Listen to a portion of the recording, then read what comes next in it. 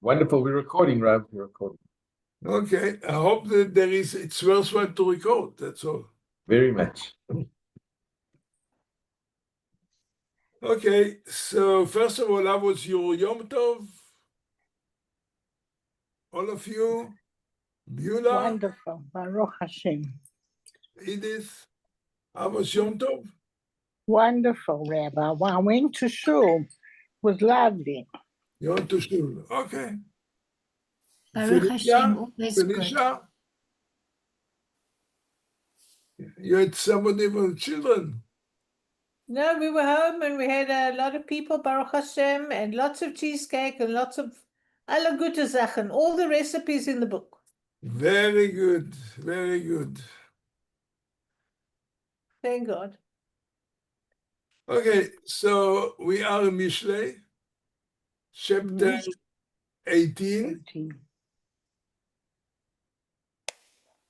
and verse 8. The words of a grumbler are like blows, and they descend into the inmost parts. A grumbler is suddenly the whole time, and we know that there are some people you grumble, whatever you do, whatever they do, whatever you do for them, they grumble. And this is worse that because the reaction to the grumblers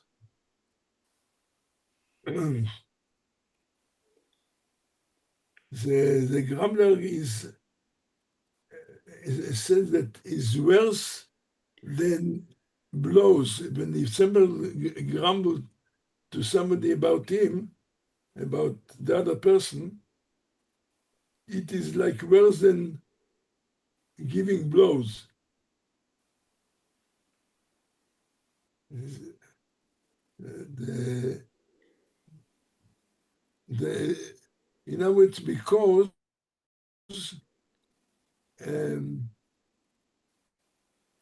because it penetrates. You can't, when somebody start, obviously it means he will react, he complains, and there is one commenter that he said that in fact it's something, he wants to say something else, that talking about people who make themselves nebach, and they want that people should have rachmones on them, should have mercy on them. And when they do that, then they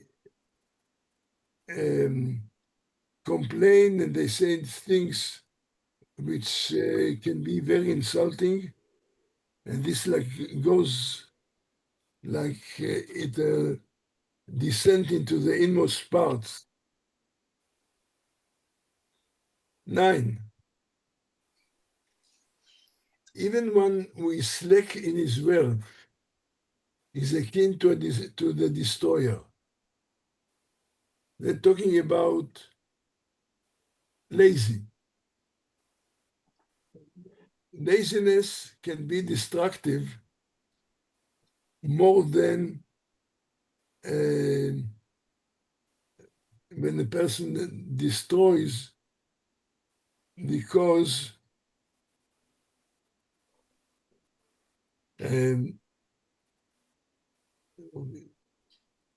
so it can be in different levels. It can mean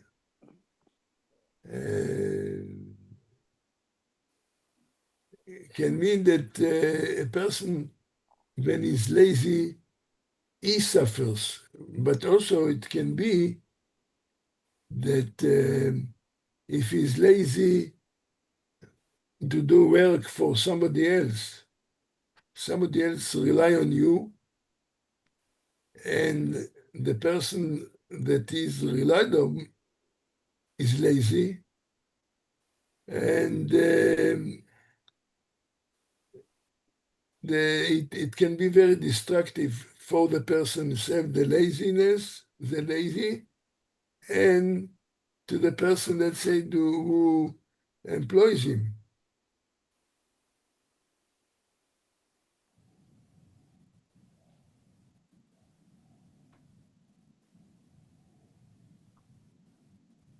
So all kind of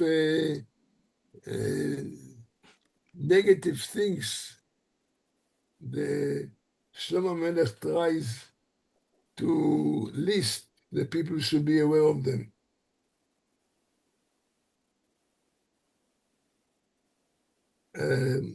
Rashi also,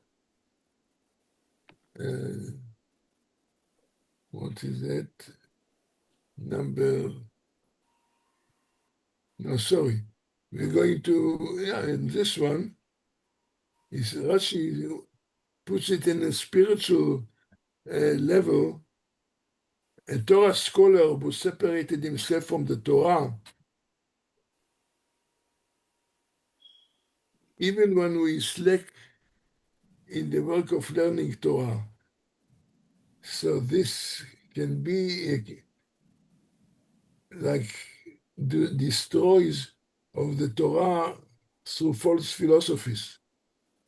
In other words, a person who is lazy to learn well and to find the right meaning of Torah words can be like destroying, and therefore is like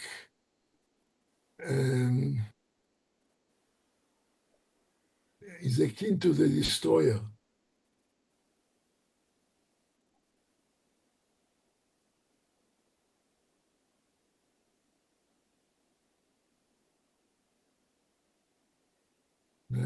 See, the Malbim wants to say in a very simple, practical, the verse is referring to two people who were commissioned by the king to construct a building. One built what he was required to build and then demolished it. The other one sat idle and built nothing. Both are guilty. So we understand what laziness can cause in all different levels. Can be on a practical way, can be in a spiritual way. If a person, like as Rashi says, if he's lazy to learn Torah properly, he comes out with very false ideas. This is like destructive. Number 10, the name of Hashem is a tower of strength. The righteous runs into it and is strengthened.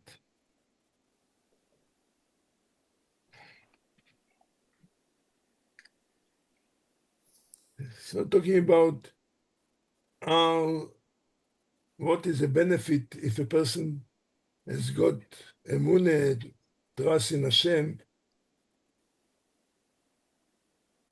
So it gives him strength that he can like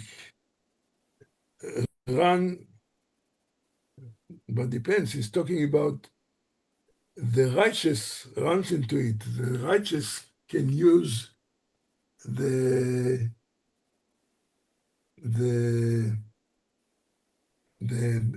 trust in God to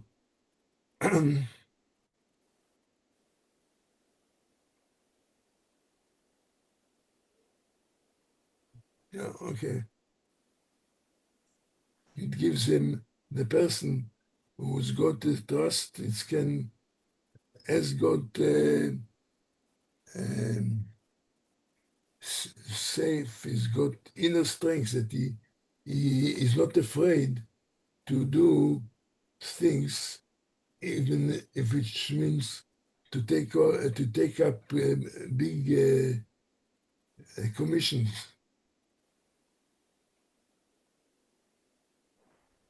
So it's like the person that he trusts in Hashem, and it is like Hashem is like a tower of strength which gives to the person. Number 11, a rich man's wealth is a strong city and like a strong wall in his chamber. So he talks on a simple level,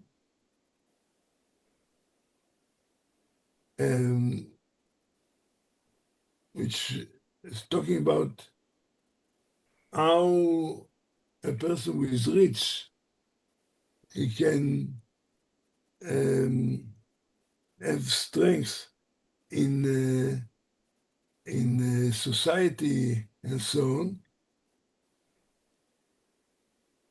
So, but also, so what does it mean? So here it seems to be like a positive, he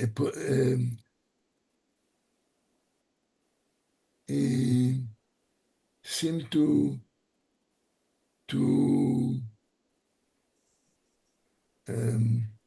לשבח, to praise richness.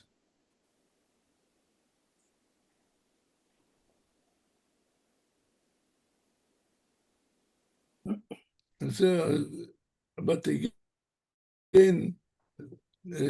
seem to say that his richness is, if it comes, I suppose, in the right, through right means, not richness which is by being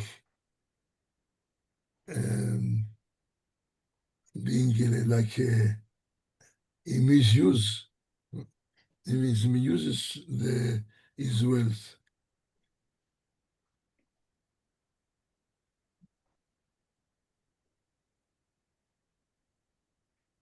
"12. Before ruin, a man's heart becomes haughty, but before honor is humility." So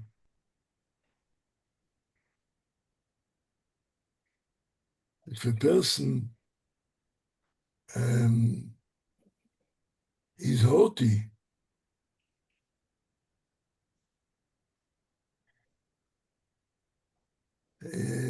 this is dangerous, that he can end up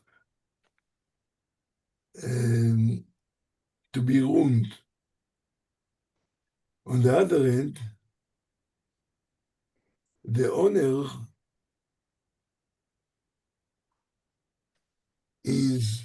comes as a reward for being humble. So means the humility precedes honor. If a person is humble, is very likely to get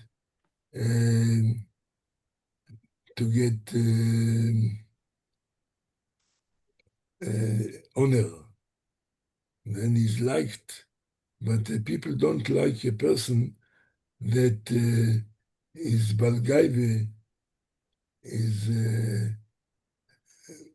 said, is haughty, and then obviously this can result in falling because he's not to be liked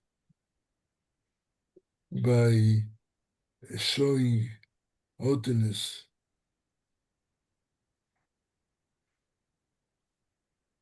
13. He who answers a word before he understands, it is foolishness for him and embarrassment. I mean, this we can understand it's very simple and very, if a person, if he asks a question, if a person answers before he listens properly and he cannot give much thought and he runs to give an answer, then he makes a fool of himself. And it can be embarrassing because he thinks that he gives an answer, but if he didn't really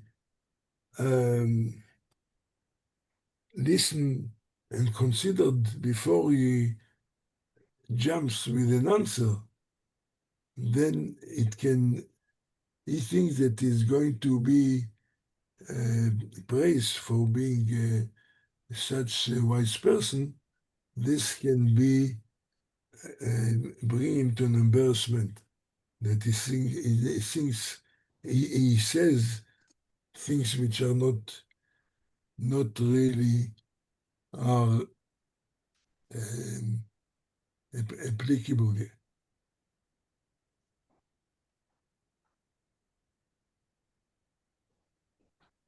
14. A man's spirit will sustain his illness, but a broken spirit, who will bear it? I'm talking, of course, to try to keep the spirit high, not to fall into depression. If a person is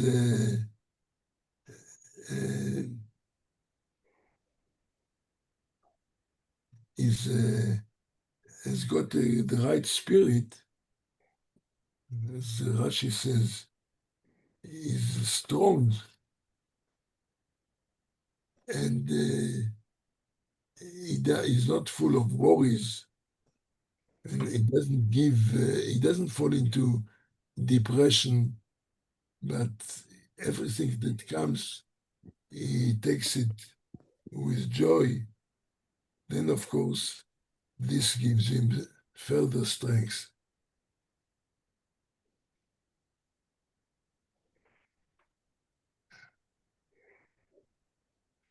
Um, 15. An understanding heart will acquire knowledge, and the ear of the wise will seek knowledge. Obviously, it says here, Rashi, what was it? According to its simple meaning, we understand that the man's gift will, just a minute. No, I jumped. 15, the understanding art, yes. One who has wisdom will surely acquire knowledge, which means if he has use the seichel, so he can acknowledge, he can enlarge his understanding by broadening the information that he gets.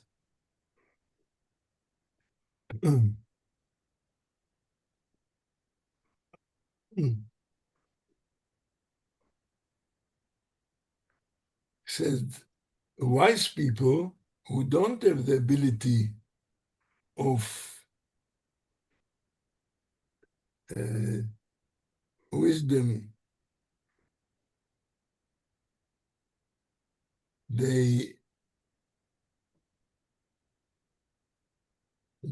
if they don't really listening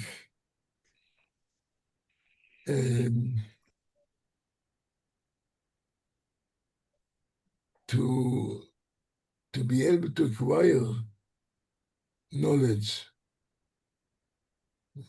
So talking about, he emphasizes here the ear to listen. The ear of the wise will seek knowledge. So if a person is listens and he gets to learn from others, then obviously he expands his knowledge. And this, therefore, what is he trying to say? That a person must listen, not to think that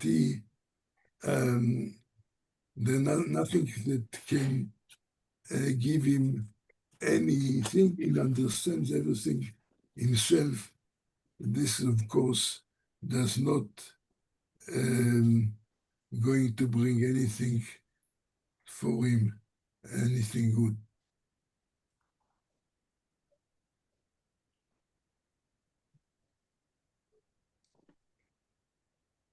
Let me see.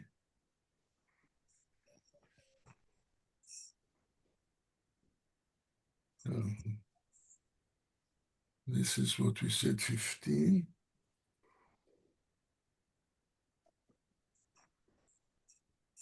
Yeah. And 16.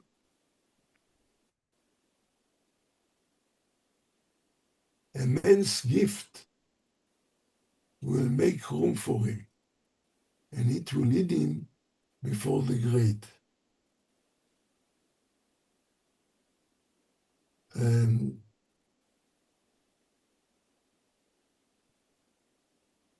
That's the simple meaning. One who must go before dignitaries to seek their favor in his affairs, must first give a gift. So this is like a simple advice how to be able to behave. But on the higher level,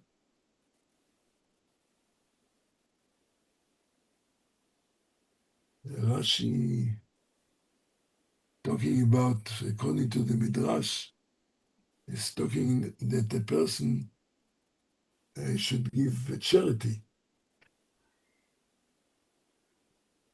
Those who give charity, which widens his share in the future world, as well as during his lifetime. And then he said this will lead him before the great who say that he is esteemed. So it can mean lead him before great, could mean maybe for Hashem. So as I said, the whole time we see in Mishlei possibilities by the commentators, especially Rashi and others, to try to take it on a spiritual sense.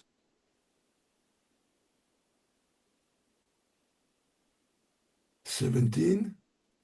He who pleads his case first seems just, but the neighbor comes and searches him out."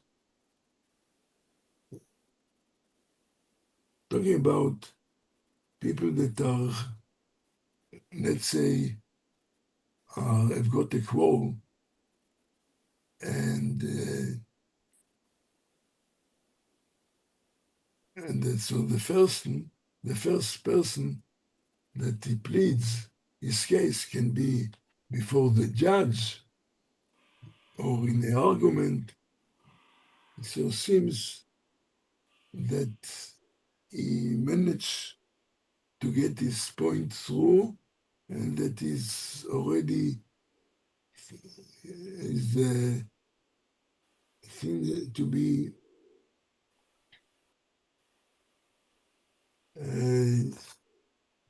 that is right, or is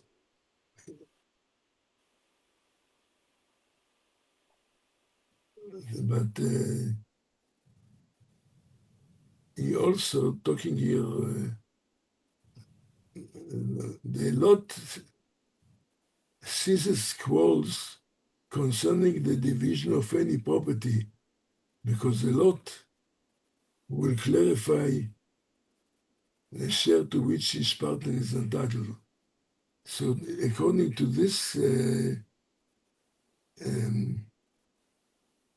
explanation, this is one of the commentators say, is talking about that if there is a quarrel between two people on property, on whatever, the way perhaps is to put a goyrel, a lot.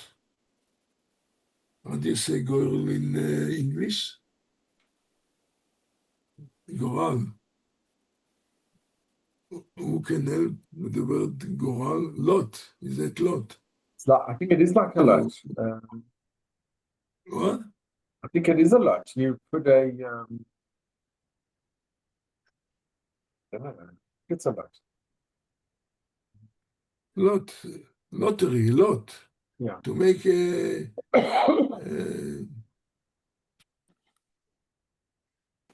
goral, what is you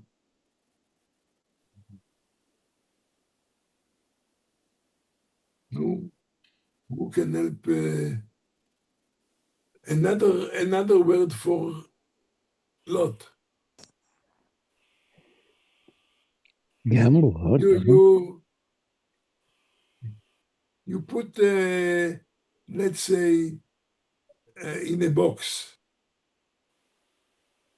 and then like somebody Rather, it is a lot. It's a lot, or you draw a lot. A garage is you draw lots. draw a lot, but drawing a lot. Yeah.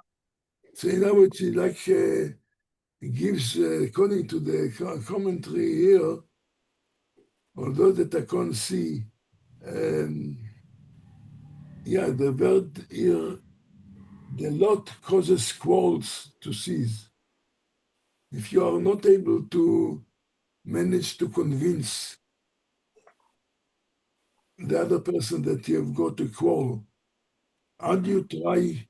How will you? Let's say there are two partners or whatever.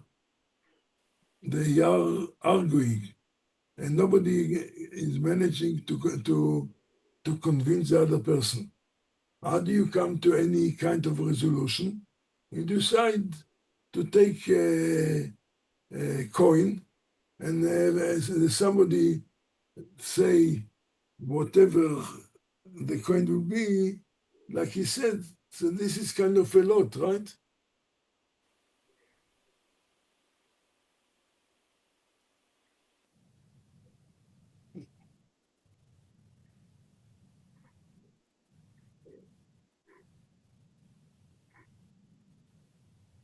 Talking about they're quarreling,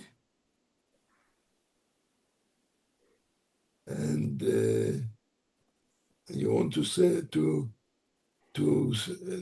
sort it out. So if you can't do it by arguing, then you put a lot. And this can separate people who are contending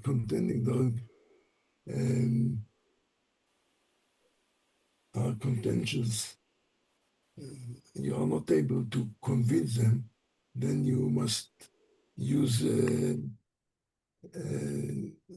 way how to bring a resolution.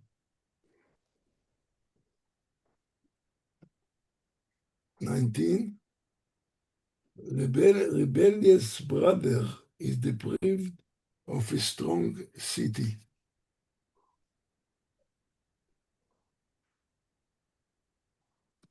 And the quarrels are like the bolt of castle.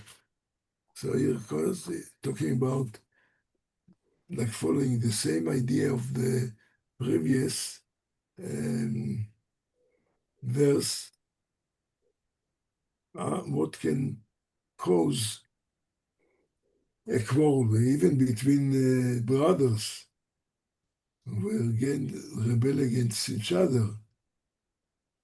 Then it can cause a loss of a strong city. He brings in Rashi reference to Esau rebelled against Jacob. So this can only bring a disaster. So people must try to resolve rather than to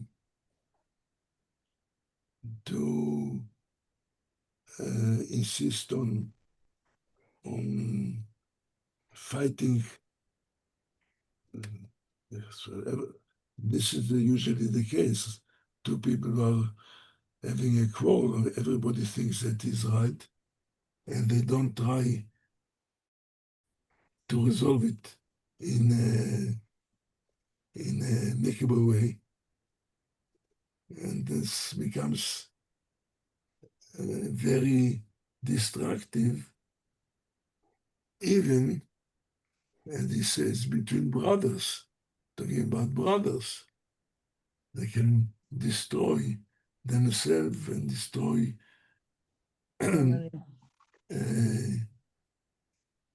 like they don't let it pass to the mind. They're like a closed castle. So obviously it tries to reach for trying to resolve amicably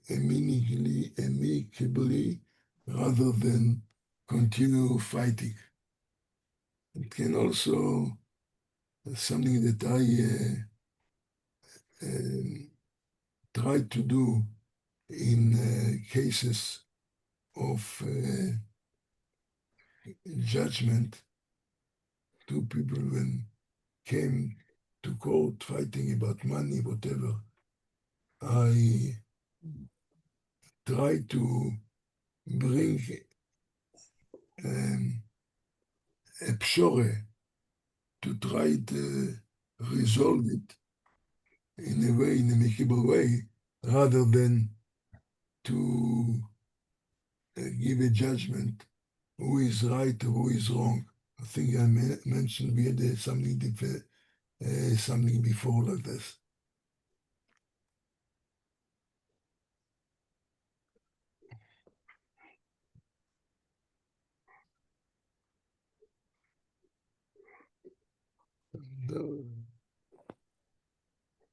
An offended brother, there is one commentator.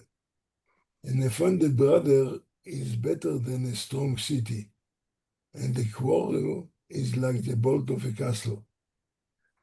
A brother, even one who has been offended, is better than a strong city in time of need.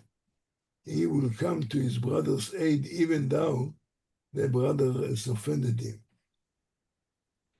the quarrel between them will not persist, but it will be like the bolt of castle, which is open to allow people to enter. So this is a different way which I explained. This means that there is no trying to resolve the quarrel.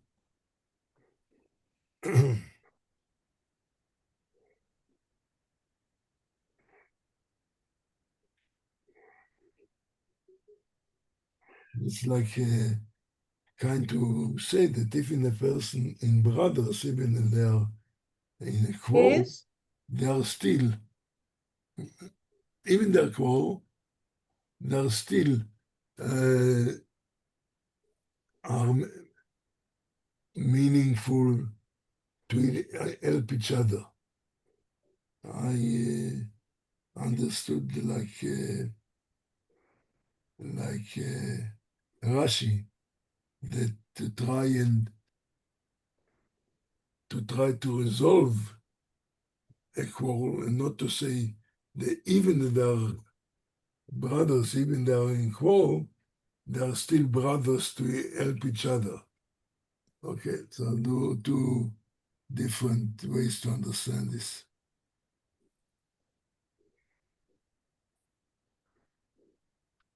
Number 20. With the fruit of his mouth does a man's stomach become settled. With the produce of his lips is settled.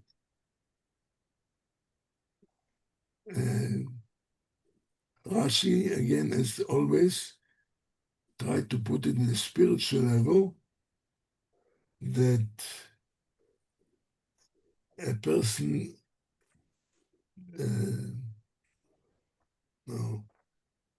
he who loves his tongue and accustomed it to speaking words of Torah partakes of its reward in this world. This is Rashi. Others has got a different possible explanation.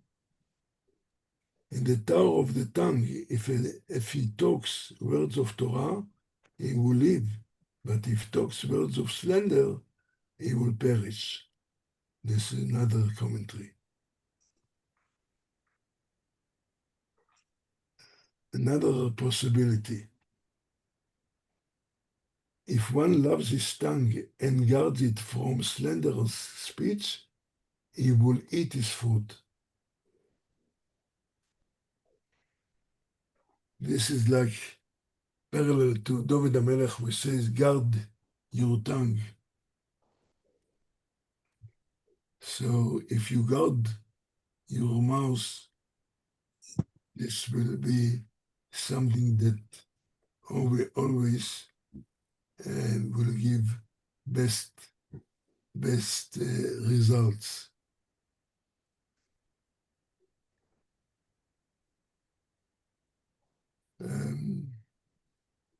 If Reuven is not here, he always gives a warning how many minutes we have.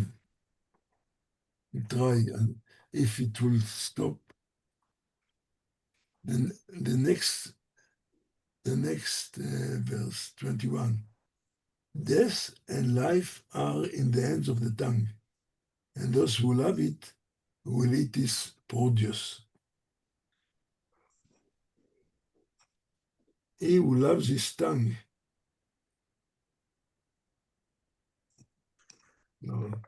sorry, 21. Okay, I said, so I'm unscaped one of the 20, but before, another, with the person's speech, he is rewarded. If he speaks pleasant words, he is rewarded for them. If he speaks slanderous words, he is punished. If a person speaks softly and gently, he comes one's anger. But if he speaks harshly, he antagonizes even his friends.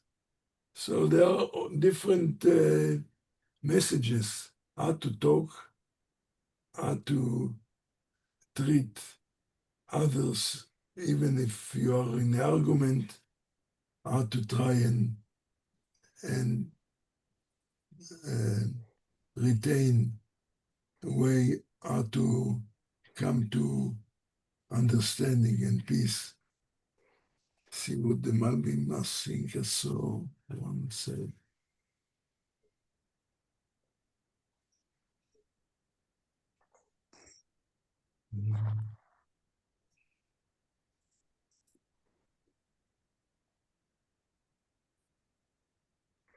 You're talking about way of speech should not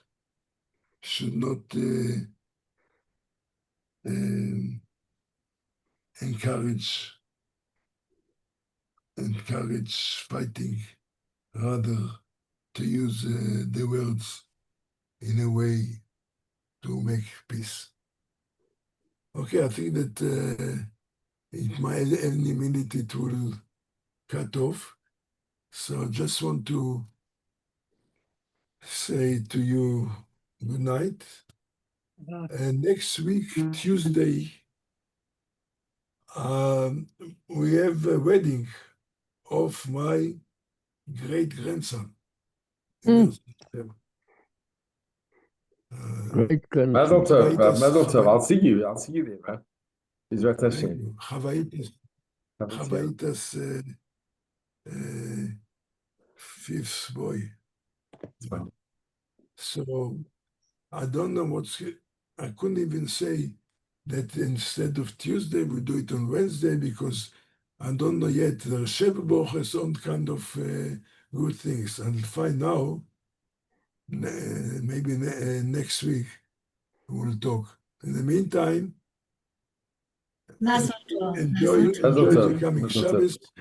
Mazel Mazel tov. tov. Thank you so much. Rav, can I mention something? Is the Rav still there? No, he's not.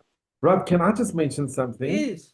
Can I just mention something, Rav? What? You know, you spoke about with compromise that you would often do compromise in the base din. So can I just very quickly just mention a case that without mentioning names that you did, and I know because it was a family member of my wife's.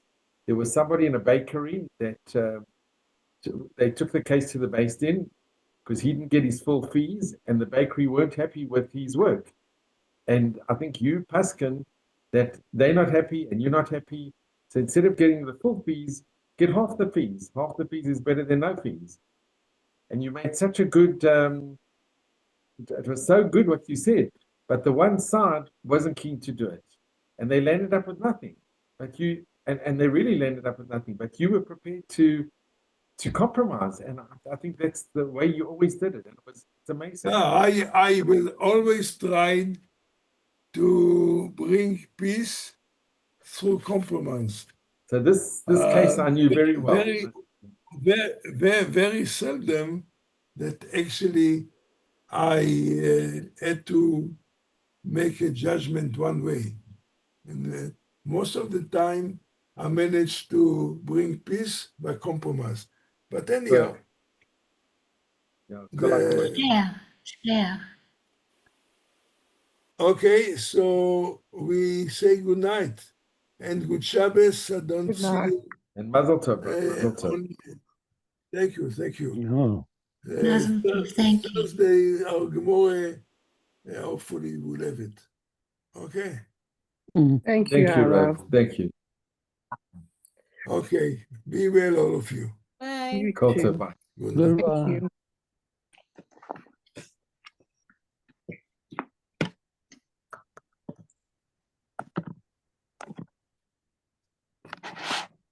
That doesn't close. I don't know what happened. The Enes Chanukah. No. Okay, I'm going to close Okay. it. Okay. Thank you, Rav. Thank you, Rav.